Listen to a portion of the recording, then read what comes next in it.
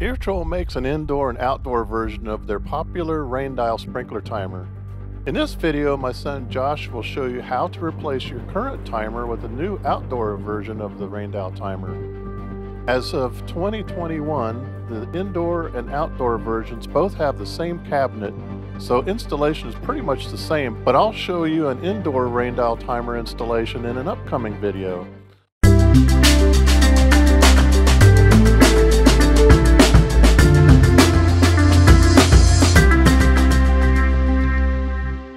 This particular timer has been hardwired into the circuit. In other words, it's plugged directly into the circuit and not into an outlet. So we have to go find which circuit it's on, turn the circuit off, and then take the timer off and replace it with the Irritrol Rain Dial that we're going to be putting in.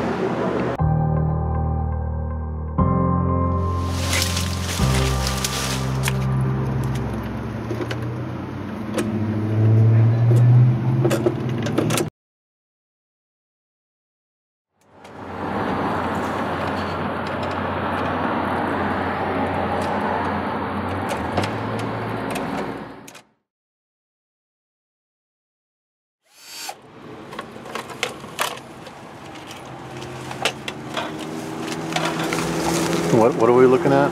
Oh, that screw down there? Yeah.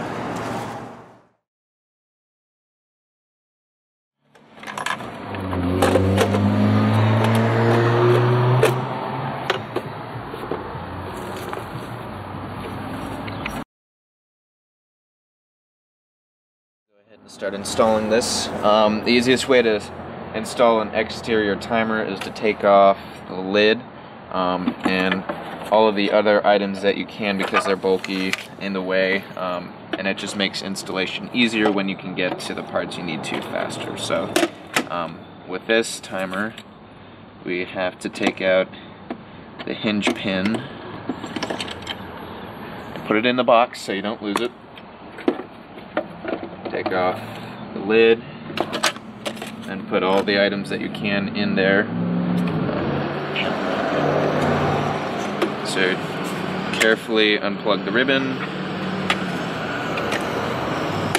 pull off the panel, set that in the box. So now you have just the circuit board, which is what you're going to be plugging the wires and everything into anyway. So this is all you need to install onto the wall. So when we found the other timer, it was actually just set on these pipes, but when we put our timers on, we make sure that there's a seal at all connections.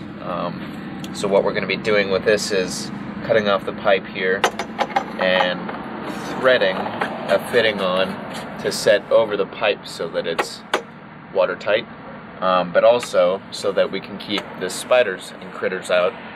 Because spiders have actually been known to cross the terminals and can short out the board. Besides the fact that when you're going in and you're servicing in, you have the spider webs and all the critters running around, and it just makes it a little more difficult.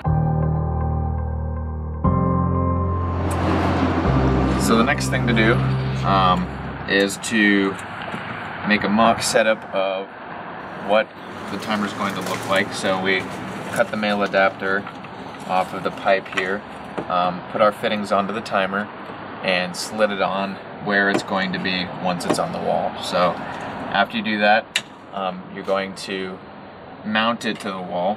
So we've placed it where we want it, marked it on the wall, whatever you need to do. First you're going to mark where the hanging screw is going to go on the wall. With that mock setup, and then to mount the screws we use screw anchors. We don't put it straight into the wall because then it'll slide right out,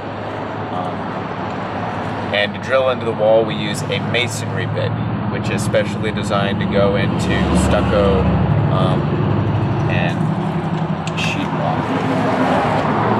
So as you can see, this is going to slide right onto the assembly here. right here, this is going to be threaded.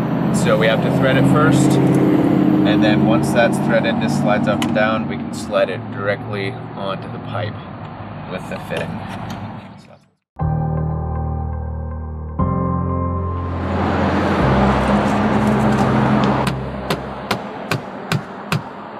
High-tech hammer. Don't say not to.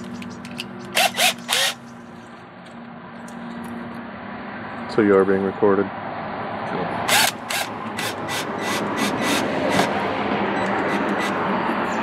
Screw there. Set it tentatively. When you set it on there, you want it to be snug, just on the hanging screw. So you can see it's snug on that hanging screw. It's not going anywhere. That's what you use to keep the foundation, and then these two here just hold it in place. When I started out this process, before I marked where everything was going to go, I used a level to make sure that we were good to go. Looks aesthetically right, plus it functions better. So put the level on there, get your pencil. We've already drilled the holes through the plastic here. So get it level, hold it firm, and mark on the wall behind it with the pencil.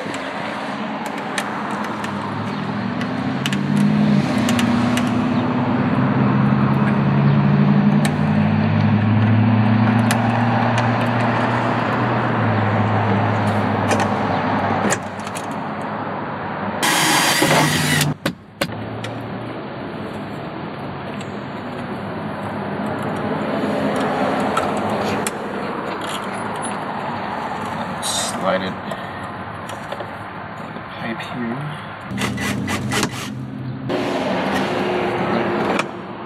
So now you can see the timer's good and solid. It's not going anywhere. It's level, clean, watertight, good to go.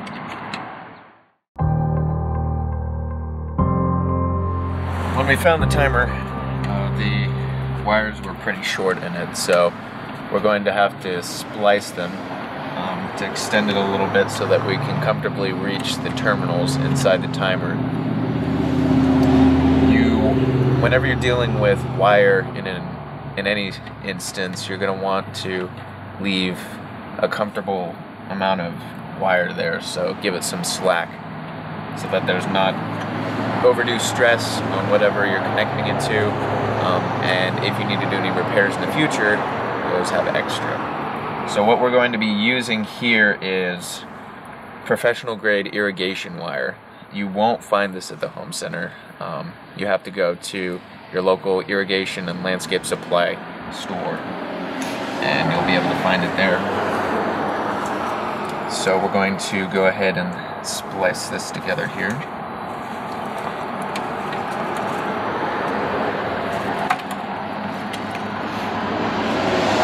The industry standard now is to use white as the common. So just to be consistent, it's a good idea for you to go ahead and do that as well. When we did this, we typically stripped the wires back about 1/4 of an inch. There's the last one. So that's a nice splice. Keep it neat. You can just push it down out of the way. Have plenty of room here, plenty of slack to be able to put the wires wherever you need inside the timer. We'll actually put these in the terminals. So this is called the circuit board. These are called the terminals. That's what the wire connects to. Make it super easy on yourself. Careful, you can take a drill and actually pull out those screws to a certain degree. You only want a few rotations, and you want to be very careful because you don't want to take the screws out of the terminals. That's all it takes. Now again, the white is what we use for the common, and on the Irritrol we're going to be putting it into the terminal with VC above it for common. And in the Hunter timers, it's just a C for common. But you don't want to be putting it in the pump or the earth ground or anything like that. That's not what you want. You want the common terminal. You're going to put it on the left side of the screw so that when you tighten it down, the plate is going to grab and pull the wire into the terminal. Now before we disconnected the wires from the old timer, we tagged them so that we know what terminals are going to be going in on the new timer. So the first one, and when we spliced it together, we did color matching so that on this end it's the same thing. So station number 1 was red.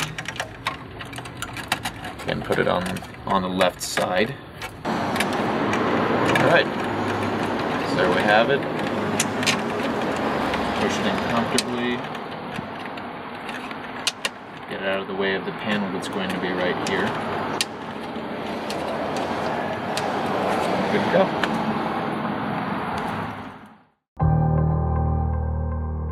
Now we'll move on to the transformer. Once again, this is only applicable if you're connecting it to hardwire, and make sure you turn off the circuit before you start connecting things together and cutting, or you'll light up like a light bulb. So they make it super simple in the electrical industry. Black goes to black, white to white, green to green. Super easy.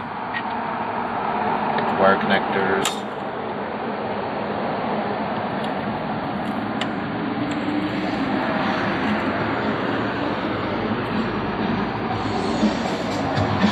So when you are connecting any kind of braided wire to solid copper,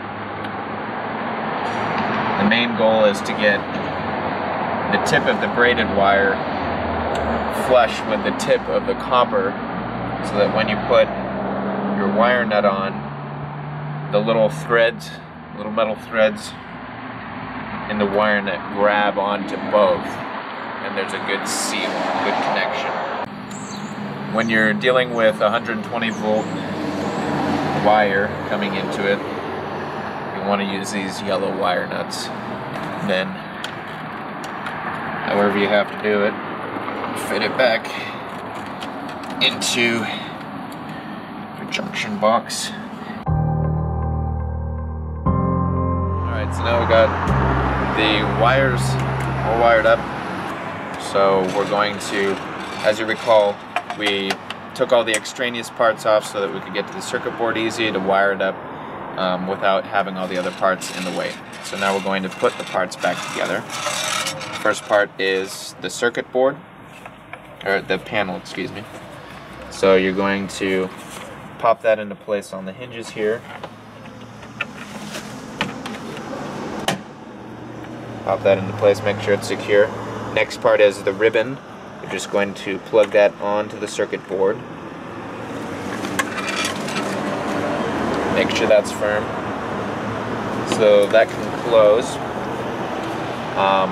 Here we have the compartment for the backup battery, and that's just a 9 volt, but we're not going to put that in until the very end when we've tested everything, made sure it's copacetic. So close that. Next is the door. As you recall, we pulled the pin, so we're going to put that back into place here.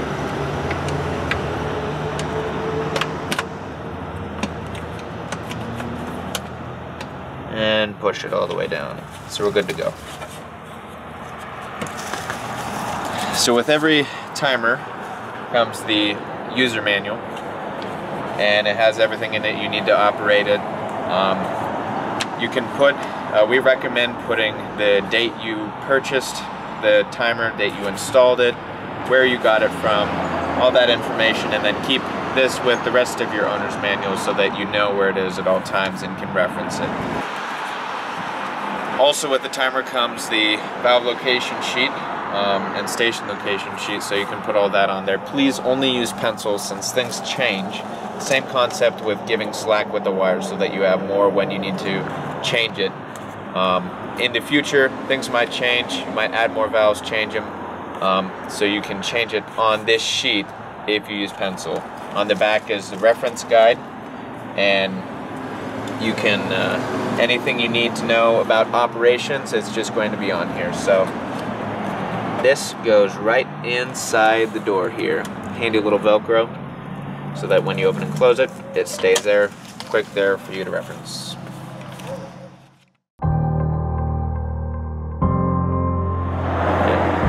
Alright, so now everything's back together. We're going to go back to the circuit board, turn it on, and test the system.